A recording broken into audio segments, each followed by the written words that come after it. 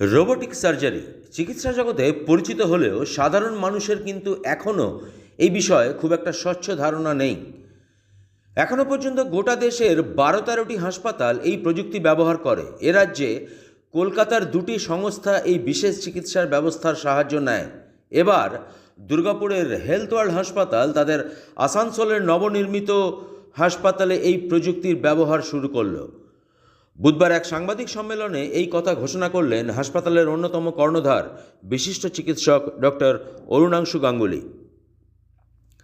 কি এই robotic surgery?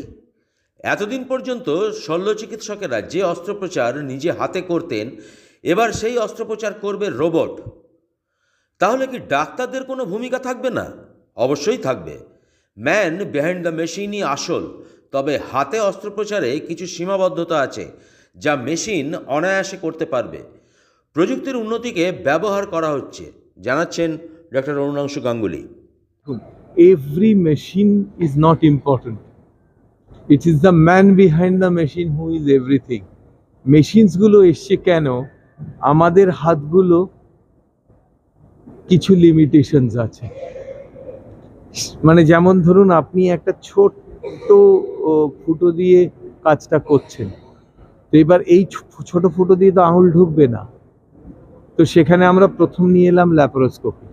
ল্যাপারোস্কোপির মধ্যে দিয়ে আমরা জিনিসগুলোকে কাটতে আরম্ভ করলাম, ঠিক আছে।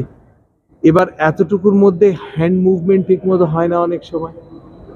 রোবো সেই মুভমেন্টটাকে আরো প্রিসাইজ করে দেয়, ফলে আশপাশের স্ট্রাকচার ড্যামেজ হওয়া থেকে শুরু করে সেগুলো অনেক কমে গেল। ব্লিডিং অনেক কমে গেল।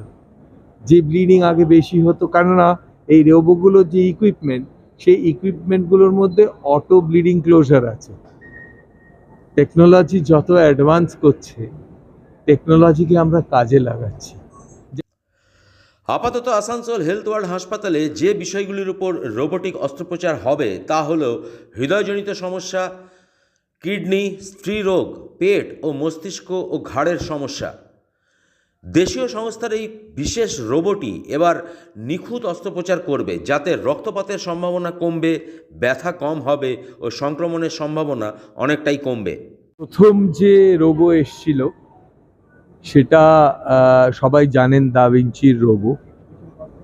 দা ভিঞ্চি রোবোর কিছু কিছু প্রবলেম মানে আছে, যেমন এইটা এসএসআই মন্ত্র যেটা, সেটা কিন্তু খুব মানে ইউজার ফ্রেন্ডলি, মানে এটা অনেকটা ভিডিও গেমস খেলার মতো।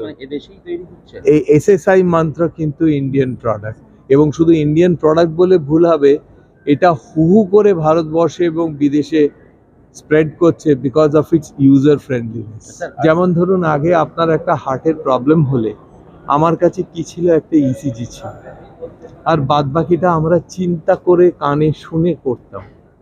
আজকে কি, আজকের সুবিধাটা হচ্ছে হার্টের 3টে অঙ্গ, মাসেলস, ভালভস, তারের বিদ্যুৎ সাপ্লাই আর ব্লাড সাপ্লাই। তো আমরা হার্ট, মাসেল, ভ্যালভস এগুলো ইকোতে সুন্দর তার এখনের অবস্থান দেখতে পারি। আমরা আর্টেরিয়াল সাপ্লাইটা অ্যাঞ্জিওগ্রাফি করে দেখে নিতে পারি ঠিক আছে কিনা। ইলেকট্রিক তারের কি প্রয়োজন সেটা আমরা ইলেকট্রোফিজিওলজিক্যাল স্টাডি করে বুঝে যাই। ফলে আমি যখন আপনাকে বললাম যে আপনার হার্টে কিছু নেই, আমি কিন্তু শতকরা 95 থেকে 99% শিওর হয়ে আপনাকে কথাটা বললাম। বা আগে কি হতো, সিমটম শুনে আমরা না রে এটা খুব খারাপ সিমটমস, বাইপাসটা করেই দিই। আজকে আমরা অ্যাসেস করতে পারি যে এই আর্টারিটা আমি বাইপাস করে যে লাভ পাবো, আমি কি ওষুধে সেই লাভটা পাবো? যদি আমি ওষুধে সেই লাভটা পাবো, তাহলে আর আমি লোকটাকে কাটবো কেন? তো এই প্রিসিশনগুলো ইনক্রিজ হচ্ছে যত টেকনোলজি আমাদের হাতে আসে। যেমন ধরুন আমাদের পেট সিটি আছে, তা আমরা যদি হার্টের একটা পেট স্ক্যান করি, আমি বুঝতে পারবো যে এই নালীটা যে অঞ্চলটাকে সাপ্লাই করছে সেটা বেঁচে আছে কিনা। যদি সেটা বেঁচে না থাকে, তাহলে মরা ফুল গাছে তো জল দিয়ে লাভ নেই।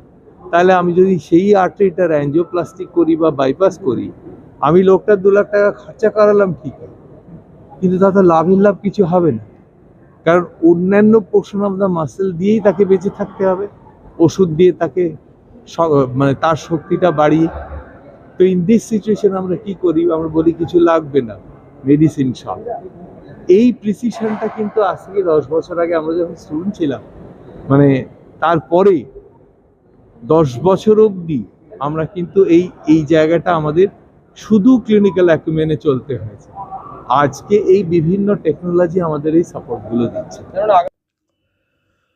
প্রযুক্তির উন্নতিকে কাজে লাগিয়ে এই আধুনিক চিকিৎসা বিজ্ঞানী ভবিষ্যতের সম্পদ নির্দ্বিধায় জানিয়ে দিলেন ডক্টর অরুণাংশু গাঙ্গুলি। খরচও সাধারণ মানুষের আয়ত্তের মধ্যেই থাকবে। বুধবার উদ্বোধনী দিনেই এই হাসপাতালে 2টি এই ধরনের অস্ত্রোপচার হয়। দেখুন, একটু তো বেশি পড়বেই ভাই, হ্যাঁ, কিন্তু আমরা খরচটাকে এমন একটা জায়গায় লিমিট করতে চাইছি যেটা নাগালের মধ্যে।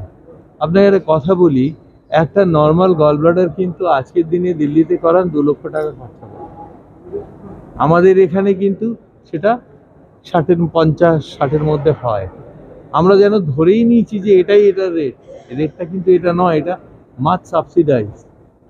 আমাদের সেখানে হয়তো একটা রোবোটিক গল ব্লাডার হবে 1.10, 1.20, ম্যাক্সিমাম 1.25।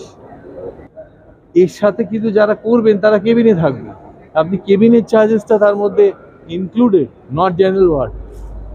সাধারণ মানুষ যখন ক্রমেই আর্টিফিশিয়াল ইন্টেলিজেন্সের ঘেরাটোপে বন্দী হচ্ছে, সে সময় এই নতুন প্রযুক্তিতে চিকিৎসা বিজ্ঞানও নির্ভরশীল হয়ে পড়ল। আসানসোল থেকে কৌশিক বসুর রিপোর্ট, 99 নিউজ বাংলা।